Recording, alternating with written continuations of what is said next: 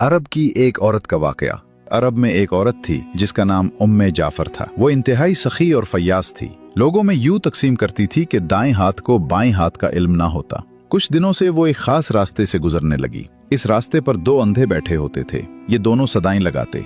एक अंधा कहता था, इलाही मुझे अपने फजलो करम से रोजी अता फरमा। दूसरा अंधा सदा लगाता, या रब मुझे उम्मे जाफर का बचा हुआ अता कर।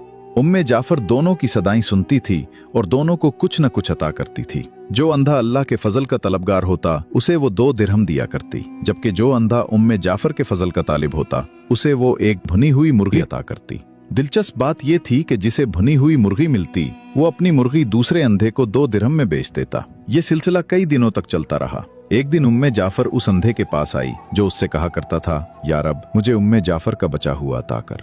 उम्मे जाफर ने उससे पूछा, क्या तुम्हें 100 दीनार मिले हैं? अंधा हैरान हो गया और बोला, नहीं, मुझे तो सिर्फ एक भुनी हुई मुर्गी मिलती थी जिसे मैं 2 दिरहम में बेच देता था। उम्मे जाफर ने कहा, जो अंधा अल्लाह के फजल का सवाल करता था मैं उसे 2 दिरहम देती थी, लेकिन तुम्हें जो मुर्गी देती थी उसके अंदर 10 दीनार डाल दिया करती थी। ये सुनकर अंधे ने अपना सर पीट लिया और चीखने लगा, हाय मेरी कमबख्ती, काश मैं ऐसा ना करता, मैं तो मारा गया। उम्मे जाफर ने बड़ी नरमी से कहा, यकीनन अल्लाह का फजल तलब करने वाला कामयाब है और इंसानों के फजल का तलबगार हमेशा महरूम रहता है।